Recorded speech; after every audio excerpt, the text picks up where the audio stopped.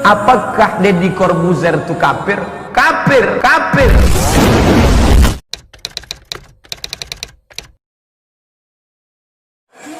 Asyhadu an la ilaha illallah wa asyhadu anna Muhammadan Rasulullah.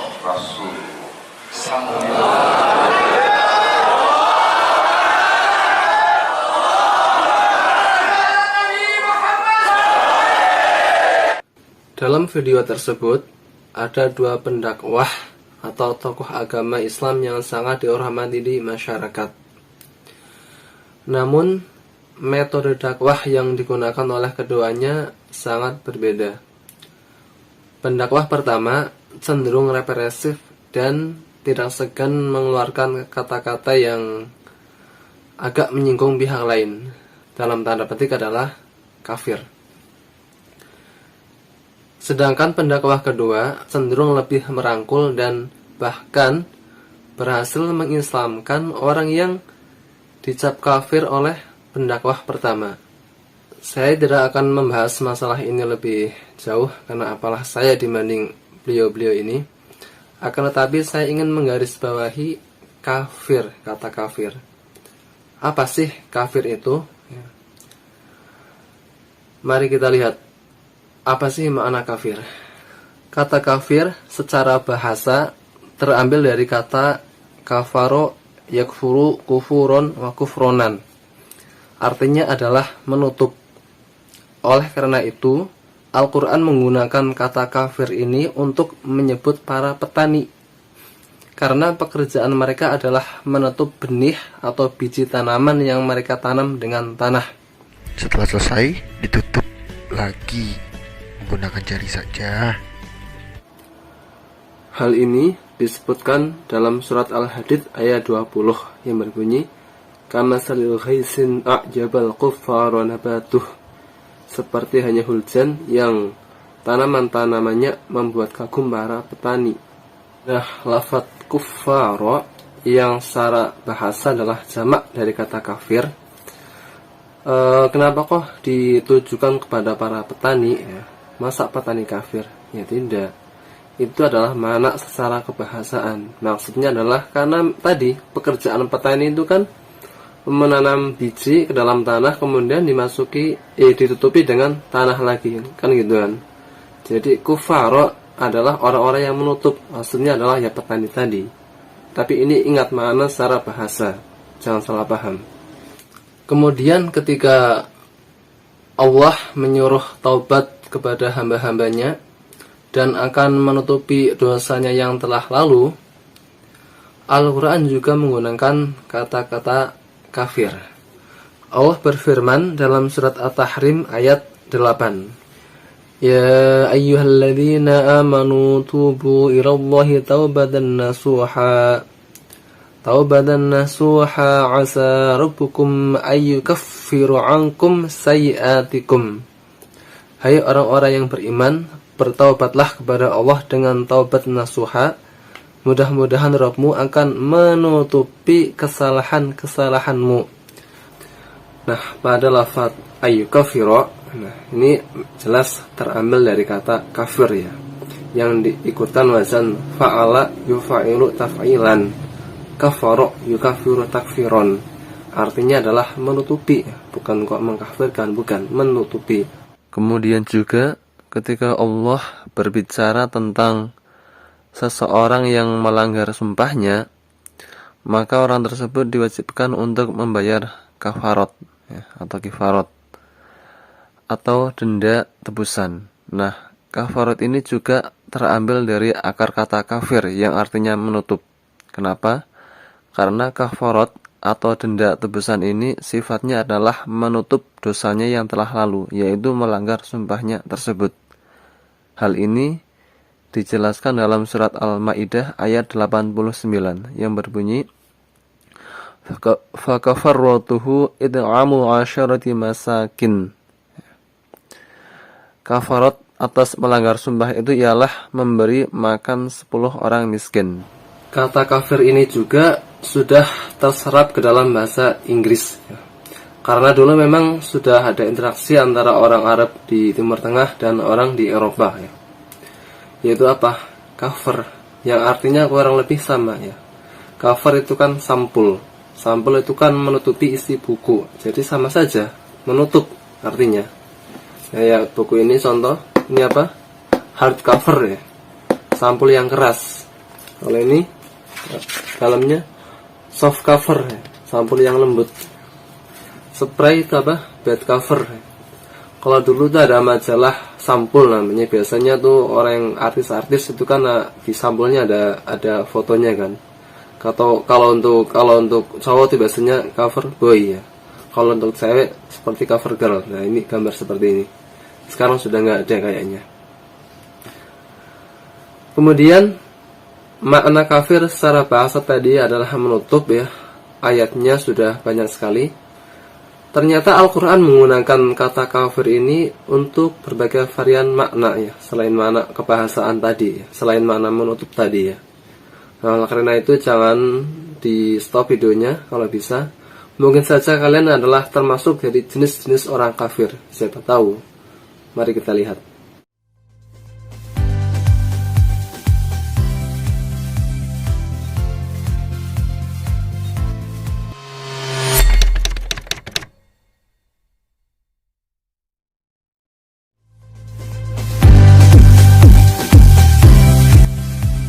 Orang yang pelit atau orang yang kikir, Al-Quran juga menamai mereka dengan kafir atau kufur. Karena mereka sering berkata, saya ini tidak punya apa-apa, menutupi segala macam nikmat dan rahmat yang Allah berikan kepada mereka. Jadi harta yang mereka punya itu digenggam sendiri tanpa ada belas kasihan kepada orang lain. Hal ini disinggung dalam surat An-Nisa ayat 37 yang berbunyi, alladzina yabkhaluna wa ya'muruna an-nasa bil bukhli wa yaktumuna ma atahumullah min fadlihi wa a'tadna lil kafirin 'adzaban muhina. Yaitu orang-orang yang kikir dan menyuruh orang lain berbuat kikir dan menyembunyikan karunia Allah yang telah diberikannya kepada mereka. Dan kami telah menyediakan untuk orang-orang kafir siksa yang menghinakan. Imam Ar-Razi di dalam kitab tafsir beliau, Mafatihul Ghaib, mengutip pernyataan Ibnu Abbas bahwa yang dimaksud pelit pada ayat tersebut adalah bangsa Yahudi. Kenapa? Karena mereka menyembunyikan pengetahuan yang mereka miliki di dalam kitab Taurat, yaitu pengetahuan bahwa akan ada nabi akhir zaman yang ciri-cirinya persis seperti Nabi Muhammad. Mereka pelit untuk berbagi pengetahuan tersebut, bahkan parahnya mereka menyuruh kaumnya untuk menyembunyikan pengetahuan tersebut. Pendapat lain, pelit dalam ayat ini adalah pelit masalah harta. Karena ayat ini turun sesudah ayat yang menyuruh untuk memenuhi hak-hak manusia dalam masalah harta, yaitu ayat sebelumnya, An-Nisa ayat 36. Nah, jika di antara kalian ada yang punya sifat ini, sifat kikir atau pelit, atau merasa punya sifat ini, maka kalian pantas dicap kafir. Ini bukan kata saya, tapi kata Al-Quran.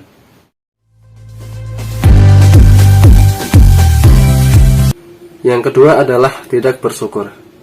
Jadi orang-orang yang tidak bersyukur, yang selalu mengeluh dan merasa kekurangan terus-menerus, maka Al-Quran menjuluki golongan ini sebagai orang-orang yang kafir. Hal ini disinggung dalam surat Ibrahim ayat ke-7. Wa id ta'adzana rabbukum la in syakartum la azidanakum wa la in kafartum inna 'adzabi lasyadid. Dan ingatlah juga tatkala Tuhanmu memaklumkan, sesungguhnya jika kamu bersyukur, pasti kami akan menambah nikmat kepadamu. Dan jika kamu mengingkari nikmatku, maka sesungguhnya azabku sangat pedih. Profesor Dr. Quraish Shihab dalam bukunya Tafsir Al-Misbah menjelaskan, makna syukur adalah menampakkan. Dan ini kebalikan dari kata kufur yang artinya adalah menutupi. Jadi syukur adalah menampakkan nikmat yang dia peroleh dengan cara menggunakannya sebaik-baiknya sesuai dengan kehendak sang pemberi nikmat, yaitu Allah Subhanahu wa ta'ala. Oleh karena itu, Nabi Muhammad SAW menganjurkan kita untuk selalu tahadus binikmah, atau menceritakan nikmat yang telah kita peroleh. Dan ini juga merupakan perintah Allah seperti disebutkan dalam surat Al-Duha ayat 11. Wa amma bi ni'mati rabbika fahaddits. Dan terhadap nikmat Tuhanmu maka hendaklah kamu sebutkan. Imam Ibnul Qayyim rahimahullah menjelaskan hakikat bersyukur dalam kitab Madarijus Salikin dengan mengatakan, wa kadzalika haqiqatuhu fil ubudiyyati wa huwa zuhur athari ni'matillahi 'ala lisani 'abdih sana'an wa i'tirafan wa 'ala qalbihi syuhudan wa mahabbatan wa 'ala jawarihi inqiyadan wa ta'atan. Dan hakikat syukur dalam bentuk ibadah adalah nampaknya nikmat Allah pada lisan hambanya dalam bentuk memujinya dan mengakui nikmat tersebut darinya, pada hatinya dalam bentuk menyaksikan dan mencintainya, dan pada anggota tubuhnya dalam bentuk tunduk dan taat kepadanya. Syekh As-Sa'di rahimahullah berkata, nikmat ini mencakup nikmat agama maupun nikmat dunia, yaitu pujilah Allah karena limpahan nikmat tersebut, baik tertentu penyebutannya jika memang ada maslahat, seperti alhamdulillah saya punya mobil baru, alhamdulillah saya punya rumah baru. Namun jika tidak ada maslahat ya, dan bahkan ditakutkan terjadi hal-hal yang negatif, maka sebutkanlah nikmat Allah secara umum saja.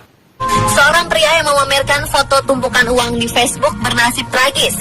Ia tewas dibunuh perampok yang menyatroni rumahnya. Pertanyaannya, kenapa kok kita disuruh menyebutkan nikmat? Alasannya karena menyebutkan nikmat Allah mendorong seseorang untuk mensyukurinya dan mengharuskan hati seseorang mencintai zat yang telah menganugerahkan nikmat tersebut. Ya jelas karena fitrah seseorang atau fitrah hati seseorang adalah mencintai kepada yang telah berbuat baik kepadanya. Dan ini sudah maklum ya. Penyebutan nikmat ini pernah juga dicontohkan oleh Nabi Sulaiman ketika salah satu staf kerajaannya yang bernama Asif bin Bakhia bisa memindahkan singgasana Ratu Bilqis dalam sekejap mata, yang diabadikan dalam surat An-Naml ayat 40. Ayatnya berbunyi, qala alladhina 'indahu 'ilmun minal kitabi anna atika bihi qabla an yartadda ilayka tarfuk falamma ra'ahu mustaqiran 'indahu qala hadha min fadli rabbi liyabluwani ashkuru am akfur wa man syakara fa inna yashkuru li nafsihi wa man kafara fa inni rabbi ghaniyyun karim.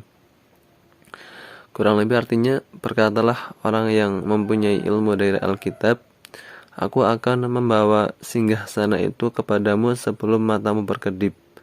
Maka tatkala Sulaiman melihat singgasana itu terletak di hadapannya, ia pun berkata, ini termasuk karunia Tuhanku untuk mencoba aku apakah aku bersyukur atau aku mengingkari nikmatnya. Barang siapa yang bersyukur, maka sesungguhnya dia bersyukur untuk kebaikan dirinya sendiri. Dan barang siapa yang ingkar, maka sesungguhnya Tuhanku maha kaya lagi maha mulia. Siapa di antara kalian yang sanggup memindahkan singgasana Ratu Balqis secepat mungkin? Hamba sanggup, Baginda. Hamba sanggup, Baginda. Hamba dari golongan jin, memiliki gerakan yang cepat, mempunyai tenaga yang kuat, dan hamba pun dapat dipercaya. Berapa lama kau bisa melakukannya, wahai Ifrit? Sebelum Baginda bangkit dari tempat duduk Baginda, maka singgasana Ratu Balqis akan berada di hadapan Baginda. hamba bisa melakukannya lebih cepat darinya, Baginda. Oh ya? Seberapa cepat kau bisa melakukannya? Dengan izin Allah, hamba akan memindahkan singgasana Ratu Balkis sebelum Baginda berteduh. Hah? Apa? Kalau begitu, segera laksanakan.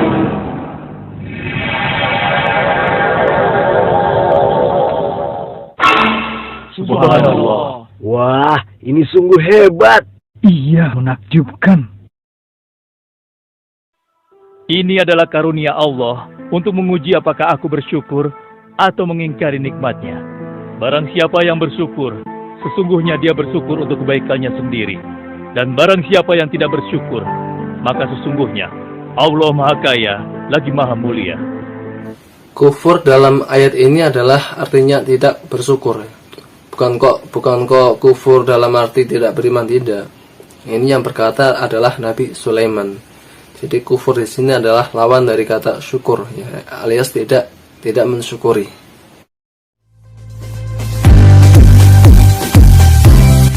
Salah satu hadis yang diriwayatkan dari sahabat Anas bin Malik berbunyi, qala Rasulullah sallallahu alaihi wasallam, qadal faqru ayyakuna kufran, yang artinya adalah hampir saja kefakiran menyebabkan kekufuran. Imam Al-Munawi dalam kitabnya Fathul Qadir mengutip perkataan Imam Al-Ghazali yang menerangkan bahwa kefakiran mendekatkan untuk terjerumus ke dalam kekufuran.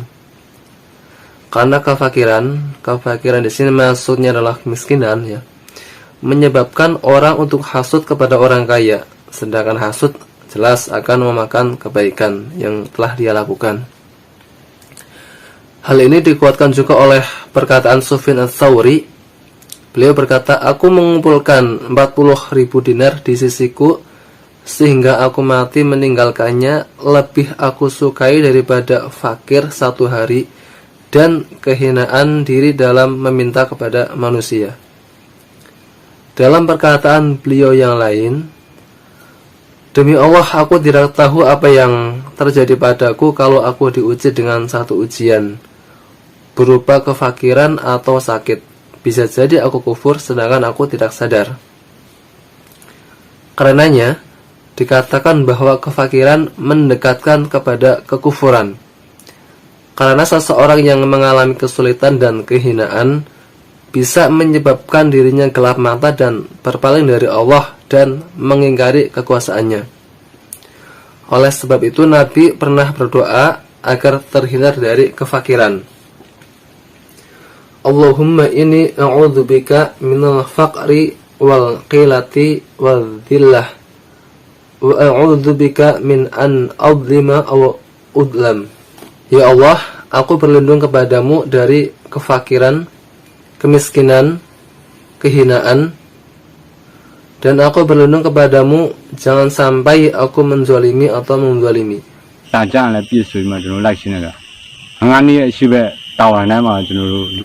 Karena kemiskinan dan serba kekurangan itu dapat membuat orang terjerumus ke dalam kemaksiatan, bahkan sampai kejahatan demi memenuhi kebutuhan hidupnya.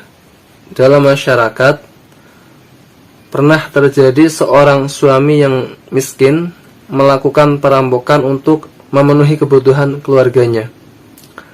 Seorang ibu yang miskin karena tekanan ekonomi bisa juga menjual diri demi menghidupi anak-anaknya. Demikian pula seorang pemuda yang miskin bisa saja nekat melakukan pencurian karena didorong keinginannya untuk meniru gaya hidup teman-temannya yang anak orang kaya. Ada banyak orang miskin yang karena ketidakberdayaannya secara ekonomi dan tidak pernah mengenal Tuhan. Banyak orang seperti ini yang akhirnya berpindah ke agama lain karena biasanya alasannya adanya bantuan-bantuan ekonomi yang mampu mensejahterakan hidupnya. Orang yang murtad, apa dia alasannya keluar dari Islam? Kebanyakan orang yang keluar dari Islam itu cuma satu alasannya. Apa? Indomie 1 bungkus dan beras 1 liter.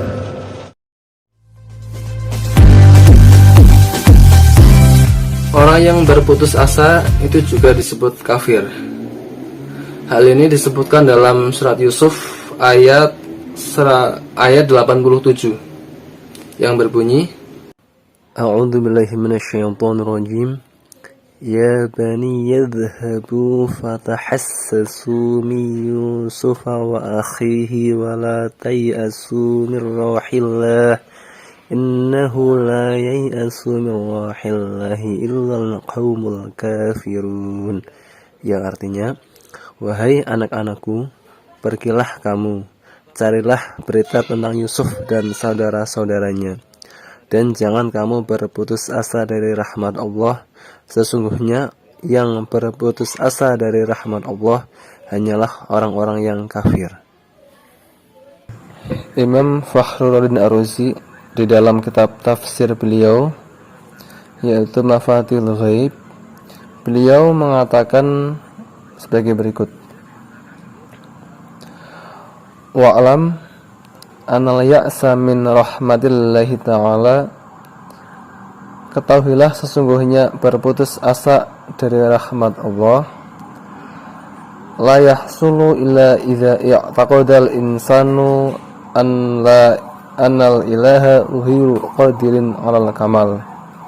Itu tidak hasil kecuali ketika seorang manusia meyakini bahwasanya Tuhan itu tidak maha kuasa atas segala sesuatu secara sempurna. Jadi emang orang yang berputus asa ini, Tuhan kaya-kaya nggak bisa melakukan semua perkara secara sempurna. Jadi dia beranggapan Tuhan itu sama dengan makhluk yang lemah.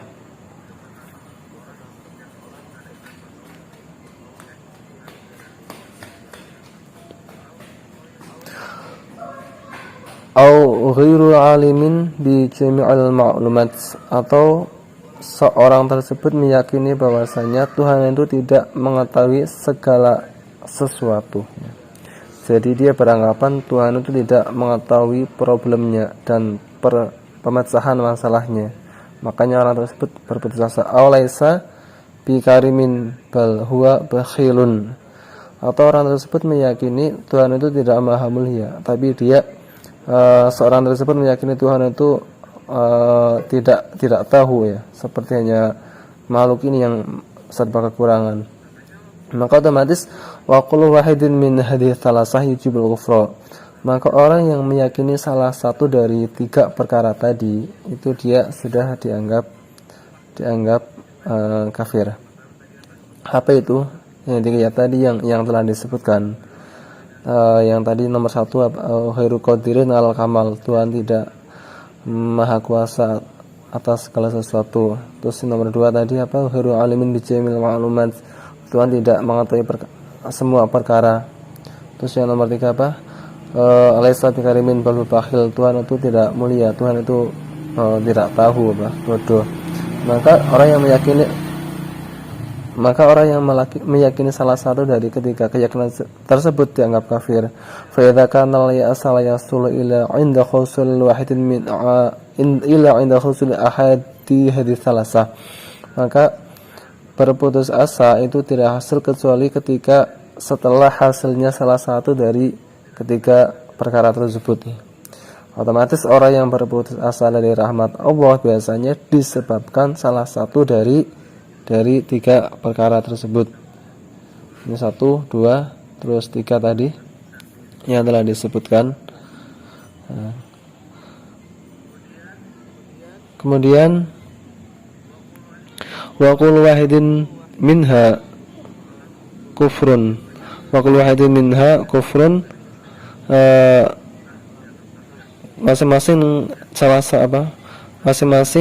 satu dari 3 tersebut kan tadi kan menyebabkan kafir. Maka sabata anal yasal yasul illa liman kana kafirun alam, maka menjadi tetaplah bahwasanya berputus asa dari rahmat Allah itu tidak hasil kecuali bagi orang-orang yang kafir. Jadi orang yang berputus asa dari rahmat Allah itu pasti adalah orang-orang yang kafir. Karena apa? Ya tadi, orang yang berputus asa adalah orang yang terkena salah satu dari 3 penyakit di atas.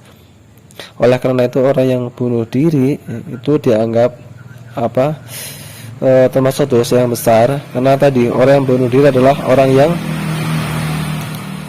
berputus asa dari rahmat Allah. Sedangkan orang yang berputus asa dari rahmat Allah itu sudah terkena azab kafir.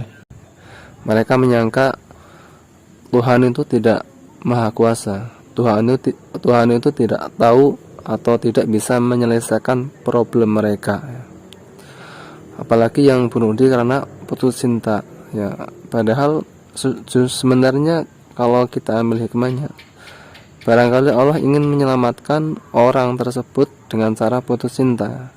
Allah sedang mempersiapkan seseorang yang lebih baik darinya. Makanya kalau kita berkaca kepada artis-artis Korea, itu banyak kan di berita-berita internasional, artis Korea dengan segala gemerlap hidupnya kok bunuh diri ya. Ya karena mereka emang hidupnya aslinya menderita, jiwanya kering ya. Mereka hanya jadi pabrik uang bagi segelintir konglomerat di sana.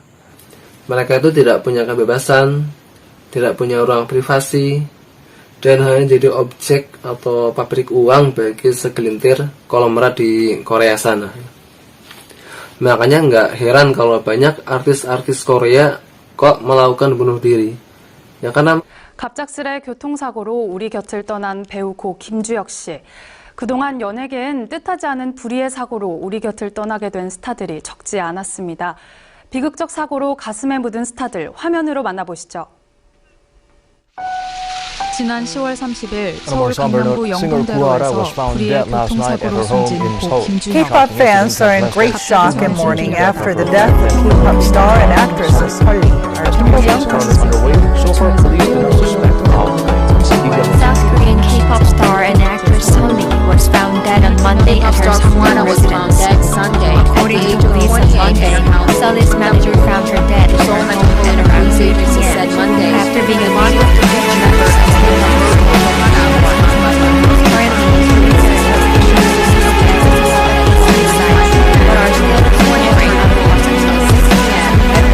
maka bisa dilihat sendiri coba daftar negara-negara yang tingkat bunuh dirinya paling banyak ya.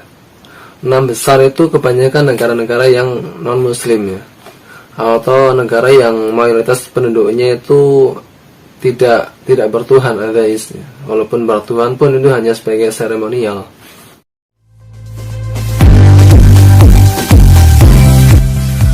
Hal ini disinggung dalam surat Al-Baqarah ayat 254 yang berbunyi, Ya ayyuhalladzina amanu anfiqu mimma razaqnakum min qabli an ya'tiya yawmun la bay'un fihi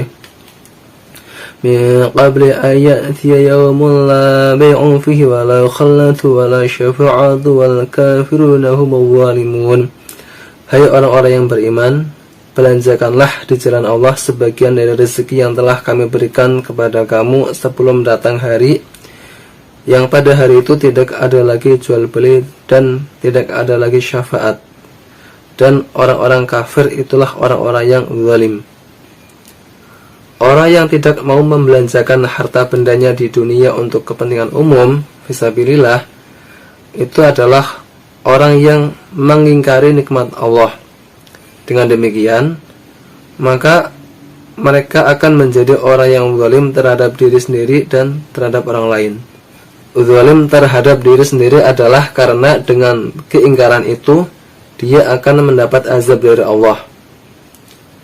Zalim terhadap orang lain karena dia enggan memberikan hak orang lain yang ada pada harta bendanya itu, baik berupa zakat yang telah diwajibkan kepadanya maupun sedekah dan berbagai sumbangan yang dianjurkan oleh agama. Ada berbagai pendapat para ulama mengenai infak atau pembelanjaan harta yang dimaksud dalam ayat ini. Sebagian mengatakan bahwa yang dimaksud dengan infak dalam ayat ini ialah infak wajib, yaitu zakat. Karena di akhir ayat ini Allah menyebut orang-orang yang tidak mau berinfak sebagai kafir. Seandainya yang dimaksud dengan infak di sini hanya sunnah ya, seperti sedekah misalnya, tentu mereka yang tidak bersedekah tidak akan dicap sebagai kafir. Sebagian ulama yang lain berpendapat bahwa yang dimaksud dengan infak dalam ayat ini ialah infak untuk kepentingan jihad fisabilillah, yaitu untuk kepentingan perjuangan menegakkan agama Allah serta mempertahankan diri dan negara terhadap ancaman musuh. Ingat ya, mempertahankan diri dan negara ya, bukan menyerang negara, apalagi terorisme. Itu salah besar. Sedang ulama yang lain berpendapat bahwa yang dimaksud dengan infak dalam ayat ini adalah infak wajib atau infak sunnah, yaitu zakat dan sedekah. Adapun arti kata kafir dalam ayat di sini adalah orang-orang yang zalim karena mereka enggan berzakat. Ya. Bukan kok kafir tidak percaya Allah, bukan. Ya, mereka tetap percaya, cuman enggan melakukan zakat karena mereka orang-orang yang zalim.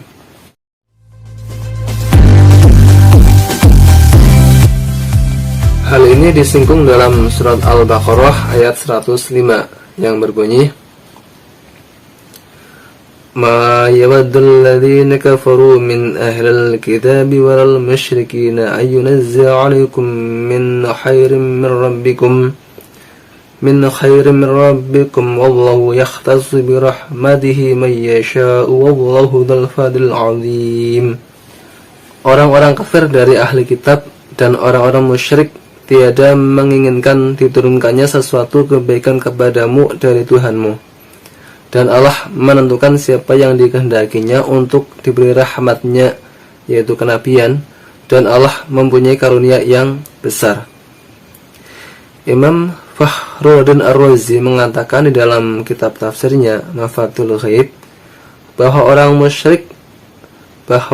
musyrik dan utamanya ahlul kitab itu dengki kepada kaum muslimin karena mereka ahlul kitab merasa bahwa merekalah yang seharusnya diberikan rahmat dan wahyu dari Allah ya, bukan kok Nabi Muhammad dan para pengikutnya ya, bukan kok bangsa Arab, seharusnya bangsa Yahudi menurut ahlul kitab. Kedengkian sangat negatif ya pengaruhnya, baik bagi keimanan maupun kesehatan. Sebenarnya apa sih yang dimaksud dengan dengki itu? Para ulama mendefinisikan hasad atau iri hati dan dengki ini dengan kalimat yang sangat singkat, padat, lugas. Ya.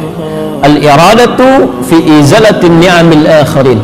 Hasad itu kata para ulama adalah keinginan, saya ulang, keinginan untuk menghilangkan satu nikmat. Saya ulang, keinginan untuk menghilangkan satu nikmat yang melekat pada orang lain. Abu Bakar Ar-Razi mengatakan bahwa dengki bersumber dari gabungan sifat pelit, ya, bakhil yang sudah disebutkan sebelumnya, dan keburukan jiwa. Sifat ini lebih buruk daripada sifat pelit, ya. Maksudnya adalah dengki ini itu lebih buruk daripada sifat bakhil atau pelit.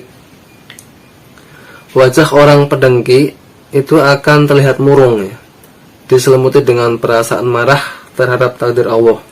Jadi menggugat Allah, cemas dan menentang semua hikmah Allah. Sifat dengki akan menimbulkan kesedihan yang berkepanjangan dan membuat yang bersangkutan itu suka berangan-angan. Tentu saja hal ini akan mengakibatkan kondisi badan orang tersebut, orang yang dengki tersebut itu akan selalu memikirkan orang yang didengkinya ya. Bahkan untuk mengalihkan perhatian ke hal yang lain itu akan sangat terasa susah. Dr. Hamid Al-Ghabi mengatakan bahwa sifat dengki itu dapat memberikan efek negatif bagi kesehatan tubuh. Beliau mengatakan sifat dengki dapat menimbulkan reaksi kejiwaan bagi pendengki ya, sebagaimana gangguan pada kelenjar pankreas. Kondisi seperti ini akan menimbulkan rasa sakit pada tubuh dan dapat membuat yang bersangkutan menjadi kurus ya. Berarti kalau ada orang kurus, bisa jadi orang ini adalah seorang yang pendengki. Selain itu, sifat dengki akan menyebabkan adanya perubahan raut muka yang mengkerut. Yang paling parah bisa menyebabkan penyakit jantung, mengingat betapa bahayanya sifat dengki terhadap kesehatan tubuh ini.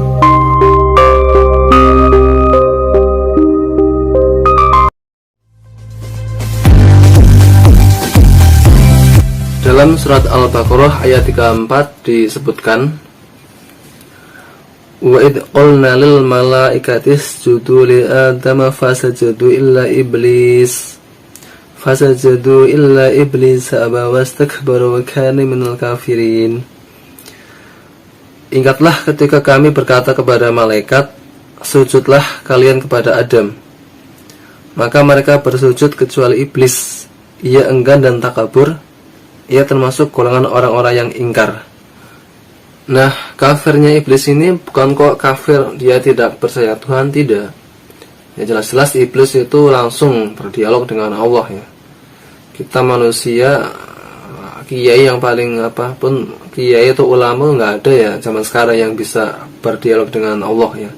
Iblis langsung, karena dulu memang dia mengatakan iblis dulu asalnya adalah malaikat ya, malaikat yang paling mulia. Kalau dalam Kristen itu namanya Lucifer misalnya. Tapi karena dia kesombongannya iblis ini, karena kesombongannya maka menjadikan dia kafir. Kafir di sini maknanya adalah sombong, bukan kau tidak percaya Tuhan, tidak. Dan ini nanti disebutkan di ayat yang lain, yaitu surat Al-A'raf ayat 12. Ayat 12 yang berbunyi, qala ma mana'aka alla tasjuda id amartuka qala ana khairun minhu khalaqtani min narin wa khalaqtahu min tin. Ini kata iblis. Allah berfirman, apakah yang menghalangimu sehingga kamu tidak bersujud kepada Adam ketika aku menyuruhmu, iblis? Maka iblis menjawab, aku lebih baik daripada dia. Engkau ciptakan aku dari api, sedangkan dia itu Nabi Adam maksudnya, engkau ciptakan dari tanah. Nah, pertanyaannya, apakah benar api itu lebih baik daripada tanah? Coba kita lihat tabel berikut ini. Pada tabel ini ya, kita secara ilmiah, api itu cuma memiliki 3 unsur saja, yaitu apa? Panas, oksigen, dan bahan mudah terbakar yang menghasilkan panas dan cahaya. Sedangkan tanah itu memiliki sekian banyak unsur yang sifatnya itu menyuburkan ya. Ada sekitar 100 unsur di dalam tanah yang sangat-sangat bermanfaat bagi kehidupan makhluk hidup ini. Jadi apakah klaim iblis lebih baik dari Adam karena dia diciptakan dari api, sedangkan Adam dari tanah itu benar? Ya jelas salah total ya. Klaim iblis itu bersumber dari kesombongannya. Makanya ciri khas orang sombong itu adalah bodoh.